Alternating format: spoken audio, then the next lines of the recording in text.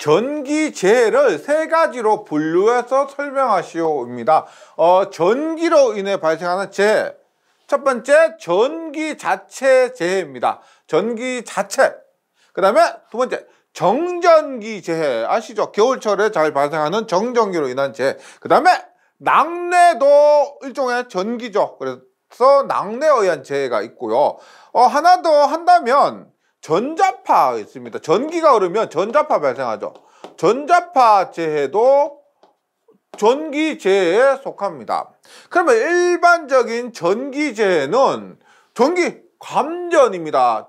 그래서 감전이라고 하면 전력에 의해서 실신하거나 만약에 감전된다 그러면 전류에 의해서 열이 발생하죠. 의한 체온 상승으로 인한 사망 등에 해당될 수가 있고요.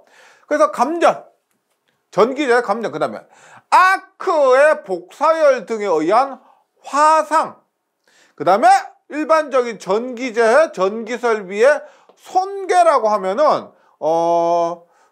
물건 파괴라고 보시면 돼요. 물건.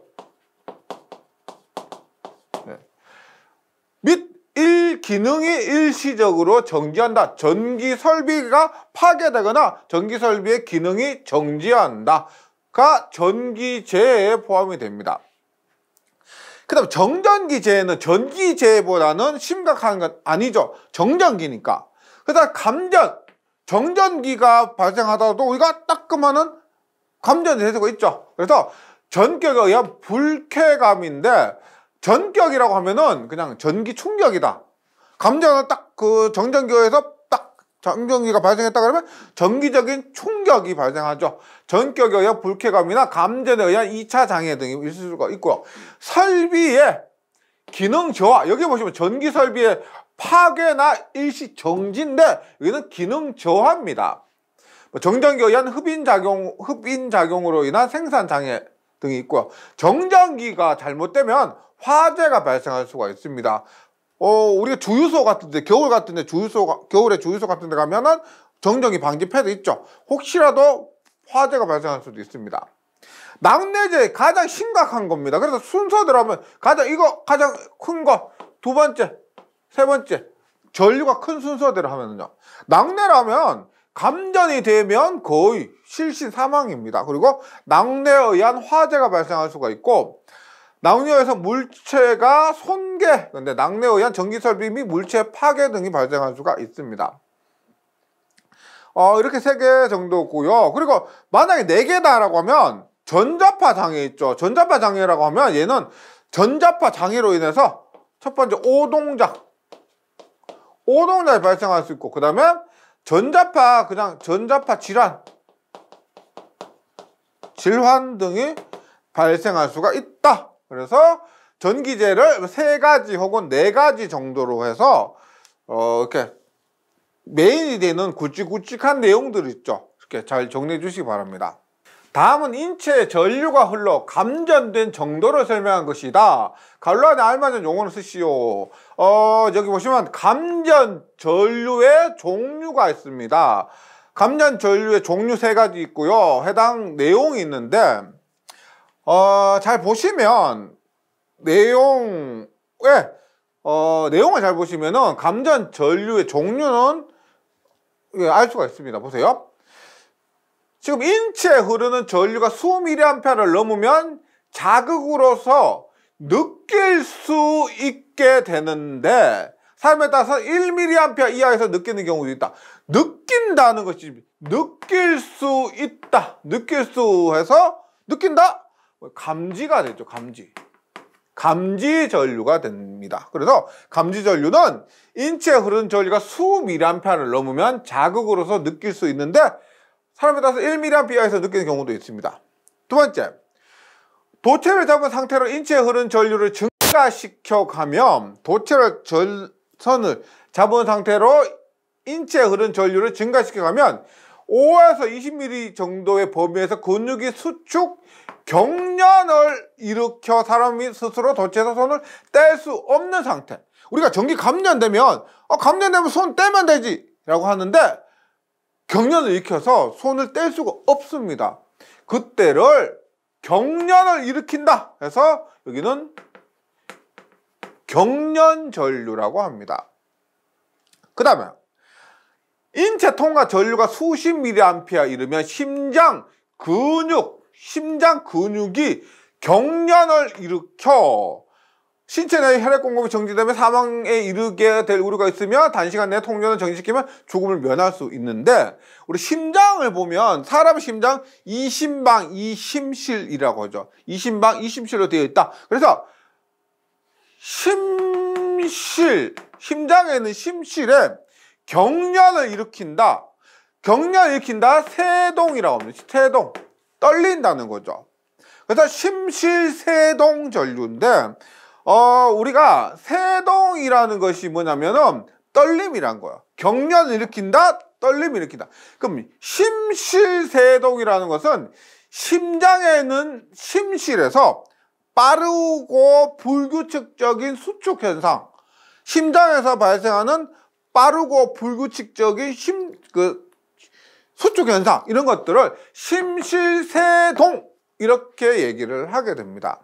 그리고 수치를 보면 감지전류는 뭐 1mA 이하, 수암피아고, 경련전류는 5에서 20, 심실세동전류는 수십 mA인데 보통 30mA, 심실세동전류는 이 정도의 전류가 된다.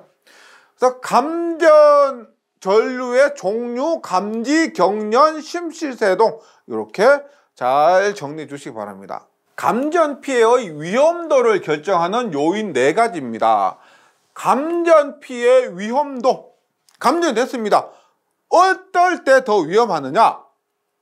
그것을 결정하는 요인 4가지. 첫 번째, 통전전류 크기입니다. 당연하죠. 전류가 크면 클수록 더 위험합니다. 우리가 이 전류를 했을 때 수 mA 감지전류보다 5에서 20ml 되는 경련전류가 더 위험하고, 그 다음에 그거보다 심실세동전류가 더 위험합니다. 따라서 통전전류 크기, 경로는 뭐냐면, 우리가 전기가 감전에 대해서 전류가 흐르잖아요. 사람 몸은 흐르는데 심장에 가까울수록 더 위험합니다. 그래서 통전 경로, 감전됐지만 전류가 어디로 흐르느냐. 통전 시간은 당연하죠. 통전 시간, 저희가 그냥 금방 흐르는 거하고 쭉 계속 흐르는 거하고, 통전 시간이 길면 길수록 더 위험하게 되고, 전원의 종류는 AC, DC, 교류와 직류 중에 뭐가 더 위험해요? 1초에도 60번이나 바뀌는 교류가 더 위험합니다. 즉 직류보다는 교류가 더 위험하다. 그래서 전원의 종류도 연관이 있습니다. 한번 암기해 보도록 할게요. 한번 암기해 보면은 이렇게 감전피해 위험도를 결정하는 요인 4가지에서 통전이니까 일단 통전전류, 경로 시간,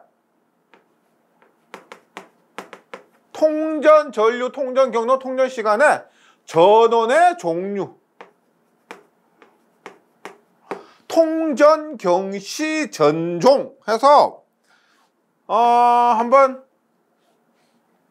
암기해 볼게요. 통합, 전경시, 전경시험. 우리가 그 경찰 있죠. 전투경찰 있고, 그 다음에 이런 거 있죠. 그리고 전경시험, 전경통합시험이라는 겁니다. 통합전경시험이 전체 종료되었다. 그래서 통전경시전종해서 통합전경시험 전체 종료, 이렇게 연관해서 정리해 주시기 바랍니다. 감전사고는 작업자 또는 일반인의 과실 등과 기구류 내의 전로의 절연불량 등에 의해 발생되는 경우가 많습니다. 감전사고는 과실에 의해서 혹은 절연불량에 의해서 발생하는 경우가 많습니다. 주압에 사용되는 기계기구류 내의 전로의 절연불량 등으로 발생되는 감전사고를 방지하기 위한, 여기서 문제는 뭐냐? 감전사고 방지하기 위한 기술적인 대책, 이게 중요한 거죠. 감전사고 방지하기 위한 기술적인 대책 4가지만 쓰시오. 1번, 충분히 낮은 접지장을 얻을 수 있도록 접지장이 낮아야 방전이 잘 되겠죠. 그래서 낮은 접지장을 얻을 수 있도록 접지 시설을 완벽하게 한다. 그래서 저항이 낮아야 전류가 잘 흐르고 방전이 잘 된다는 겁니다. 두 번째, 고감도 누전 차단기 설치. 고감도 누전 차단기 보시면 뭐 50mA, 그 밑에 얼마요? 30mA, 그 다음에 15mA, 이런 식으로 50mA는 누전 전류가 50mA가 흐르면 동작한다. 15mA면 15mA 흐르면서도 동작한다. 그래서 고감도 50보다는 30, 30보다는 15, 이런 식으로 고감도 누전 차단기 시설한다는 거고. 3번, 기계 기구의 외함 접지는 것은 외함을 접지시켜서 방전을 잘 시켜서 감전사고를 방지합니다. 이중절연 구조의 전기기기 선정. 어떻게요? 이중절연이라는 것은 이렇게 기기가 있으면 절연을 한 번, 두 번 이중으로 절연합니다. 그러면 당연히 감전사고가 확 줄겠죠. 이중으로 절연한다. 그래서 뭐 이런 것들은 한번 떠올려 보시면은 시험장에서도 충분히 생각이 날 수가 있습니다. 접지시설 완벽하게 고감도 누전 차단기 기계기구 외함접지 이중절연 구조의 전기기기 선정인데 한번 암기해 보도록 할게요. 포인트는 뭐다? 감전사고를 방지하기 위한 기술적인 대책입니다. 그래서 감기 그 다음에 고감도 누전 차단기, 기계기구 외함접지, 이중절연, 그 다음에 충분히 낮은 접지장을 얻을 수 있도록 해서 감기, 고기, 이접, 그래서 감기 걸려서 고기를